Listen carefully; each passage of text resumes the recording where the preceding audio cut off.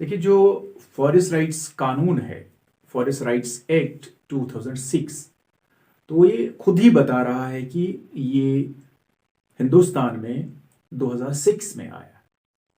लेकिन ये कानून खुद नहीं आया, इसके पीछे जो सोशल एक्टिविस्ट्स थे, जो जमीन के हुकूक पे काम करते थे, जो फॉरेस्ट राइट्स के हुकूक पे काम करते थे, ये उन्होंने मुनासिब समझा कि जब तक ये कानून ना हो तब तक जो हमारे माउंटेन कम्युनिटीज है, पहाड़ में रहने वाले लोग हैं, जंगल पे रोजमर्रा की जिंदगी बसर करने वाले लोग हैं, उनकी बेहतरी नहीं हो सकती।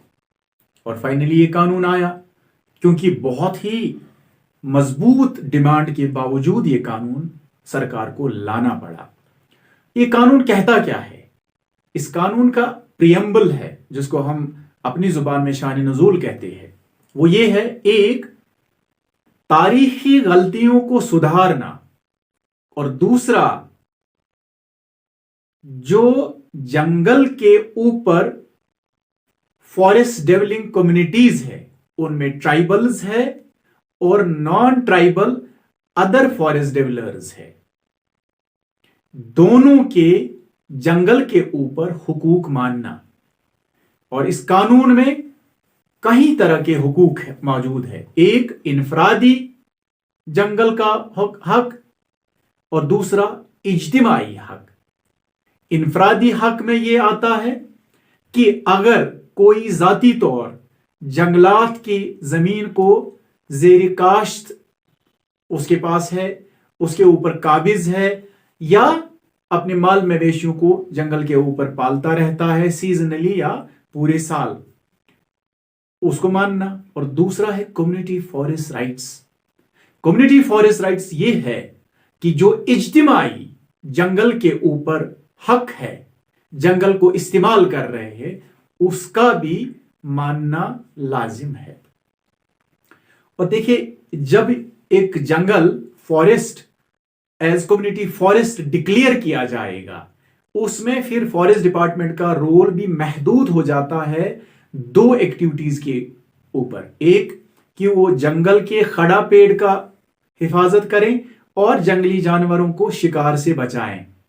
और जो लोकल कम्युनिटी है, वो ग्राम सभा बुला के 66% कोरम को मद्देनजर रखते हुए इसको पास कर सकते हैं और ये हक ले सकते हैं।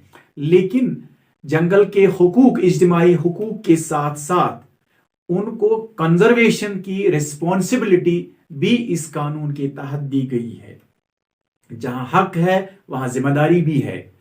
और उसके बाद उस जंगल के साथ जो कम्युनिटी फॉरेस्ट डिक्लेयर हुआ है, उसके साथ फिर सरकारी छेड़छाड़ नहीं हो सकती, कॉरपोरेट्स की छेड़छाड़ नहीं हो सकती, प्रोजेक्ट्स की छेड़छाड़ नहीं हो सकती। वो फिर कम्युनिटी के पास राइट रहेगा कि वो कैसे उसका इस्तेमाल करेंगे, वो कैसे जंगल में मौजूद रिसोर्सेज का इस्तेमाल कैसे करेंगे। और वो जो स्लोगन था कि community control on natural resource, वो यहाँ इंप्लीमेंट होता है और वो यहाँ मान्यता हासिल कर सकता है। और जम्मू कश्मीर में ये कानून आया कैसे? क्योंकि इस कानून में दो चीजें बहाना बना। पहले भी यहां आवाजें थी कि इस कानून को यहां एक्सटेंड करना चाहिए, लेकिन जम्मू कश्मीर की सरकारें जितनी भी आज तक आए, वो संजीदा इस कानून को लेकर नहीं थी। बाद में जब तोसा मैदान मूवमेंट चली, और तोसा मैदान मूवमेंट ने यही मुतालबे किए कि जो हमारा पास्चर लैंड है, जो हमारे मैदान है, उनके ऊपर फैसला करने का हक लोकल मुकामी लोगों को होना चाहिए। और मुश्तरका तौर 53 पंचायत ने एक रेजोल्यूशन पास किया, जिसमें मुश्तरका तौर बाइत्तिफाक राय ये माना गया कि तोसा मैदान में फायरिंग नहीं होनी चाहिए, तोसा मैदान में कोई भी कंक्रीट कंस्ट्रक्शन नहीं होनी चाहिए, और तोसा मैदान लोकल कम्युनिटी के ख्वाहिशों के मुताबिक कम्युनिटी कंजर्वेशन एरिया बने और कम्युनिटी टूरिज्म, नेचर टूरिज्म यहां से ऑपरेट हो और जिसको ऑपरेट यहां के लोकल कम्युनिटी करेगी। और उसके बाद इस कॉन्सेप्ट को आगे चलाया बहुत लाइक माइंडेड लोगों ने, क्योंकि ये ऑलरेडी फॉरेस्ट राइट्स एक्ट में इस तरह के प्रोविजंस मौजूद थे और वॉइसेस मौजूद थे।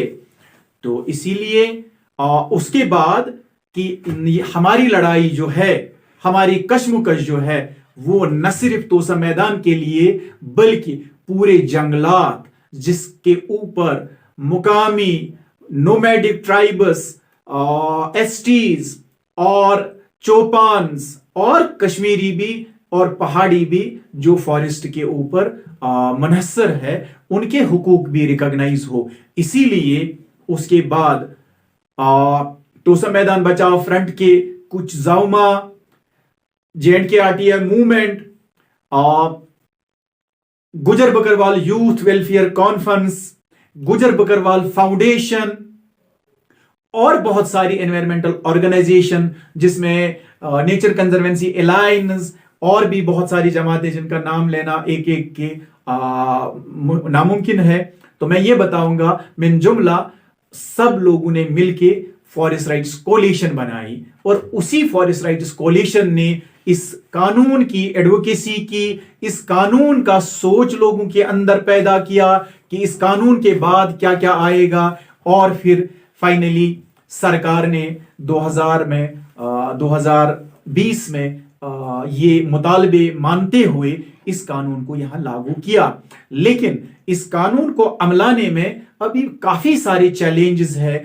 फॉरेस्ट डिपार्टमेंट के कुछ ऑफिसर्स अभी ये हजम नहीं कर रहे हैं कि फॉरेस्ट के ऊपर फॉरेस्ट डेवलपिंग कम्युनिटीज के हुकूक हों, लेकिन कुछ मानते हैं क्योंकि डिपार्टमेंट में मौजूद रेडिकल कंजर्वेशनिस्ट्स भी है और कम्युनिटी कंजर्वेशनिस्ट्स भी है। लेकिन हम मानते हैं तब तक न फॉरेस्ट कंजर्वेशन हो सकती है, एनवायरमेंटल कंजर्वेशन नहीं हो सकती जब तक कम्युनिटी को पहाड़ों के ऊपर, जंगलात के ऊपर हुकूक न दिए जाएं और साथ में उन कम्युनिटीज को यह सिखाया जाए कि उनकी जिम्मेदारियां क्या क्या है। और ये बखूबी ये मसला जो है इस तरह की मुहिमात में शामिल फॉरेस्ट राइट्स कोलिशन जिसके कन्वीनियर जाहिद परवाज चौधरी है और मैं भी उसका एक एडवाइजर हूं, और बहुत सारे हमारे दोस्त हैं जो उसको आगे बढ़ा रहे हैं, उनकी लीडरशिप में आगे बढ़ रही है और वो लोगों को कंजर्वेशन, कम्युनिटी कंजर्वेशन का कॉन्सेप्ट भी समझा रहे हैं। और अभी भी अवेयरनेस की बहुत जरूरत है